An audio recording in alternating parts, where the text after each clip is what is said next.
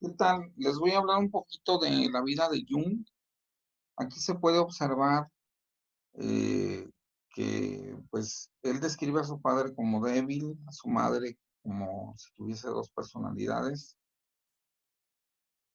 En su infancia él tallaba un objeto y era un chico muy solitario. Llama la atención que sufría de desmayos y hasta que conoció a Freud se le quitaron los desmayos y curiosamente le empezaron a dar esos desmayos a Freud. Y bueno,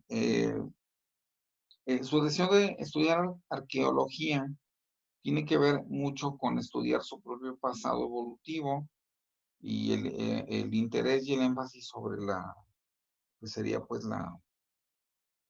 el estudio de la psicología. A Freud uno conoce en 1907, pero se desprende de él hasta en 1913. Considera que su amistad pues se ve totalmente truncada porque pues a Freud le molesta mucho que le pague el viaje la esposa en primera clase a América y cuando regresan de América, pues también el viaje en primera clase, Jung y Freud y todo su séquito en tercera clase y con las ratas. Pues, obviamente eso fue como que la gota que derramó el vaso. Y ya se llevaban muy mal. Si tienen la oportunidad de ver un método peligroso, véanlo. El desacuerdo principal que tiene con Freud es sobre la libido, que mucha gente pronuncia libido, pero pues está bien, no hay bronca.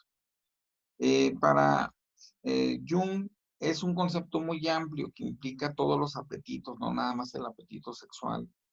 También un punto de divergencia es este asunto del yo.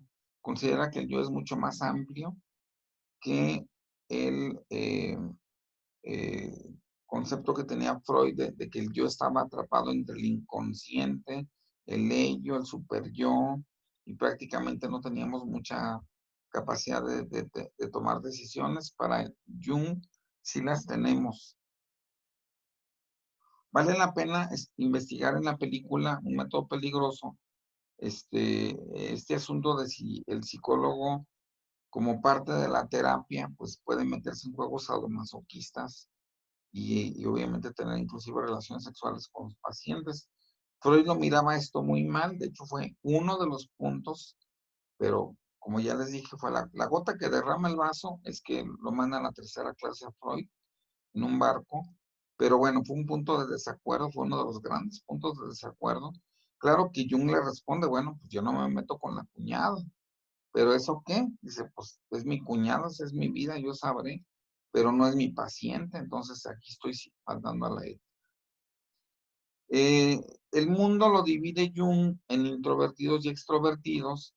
Los introvertidos viven una vida mental, los extrovertidos una vida social. Estos dos elementos, que son las dos actitudes, se combinan con las cuatro funciones, que es el pensamiento, la intuición, la sensación y el sentimiento. Están en polos opuestos. En la medida que pienso, en esa medida dejo de sentir. En la medida que siento, en esa medida dejo de pensar. En la medida que intuyo, dejo de ver la realidad y en la medida que veo la realidad, dejo de intuir. Entonces, mucha gente se mueve en estos cuatro polos y la combinación de estos cuatro funciones con las dos actitudes nos dan 8 tipos de personalidad. Les voy a pedir que ustedes analicen a cuál de esas 8 tipos de personalidad pertenecen.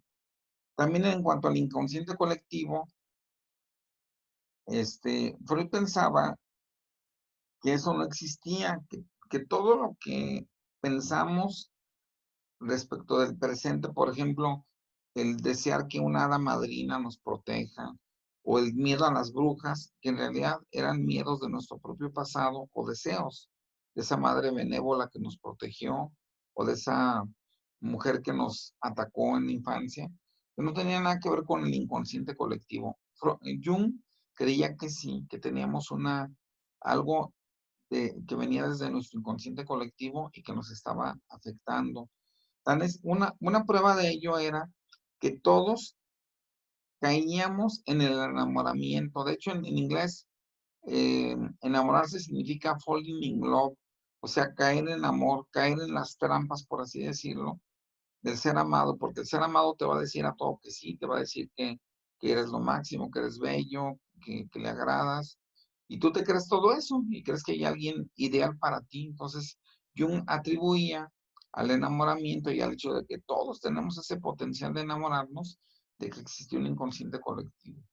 Y ya para finalizar, les comento que en definitiva, Jung se va al otro extremo. No solamente cree en el inconsciente personal, sino cree en el inconsciente colectivo, cosa que Adler y Karen Horney, que están a un ladito de Freud, aquí las pueden ver, ellos creían que teníamos muy poquito inconsciente y que teníamos mucho más conciencia y mucho más capacidad para poder autodirigir nuestra vida.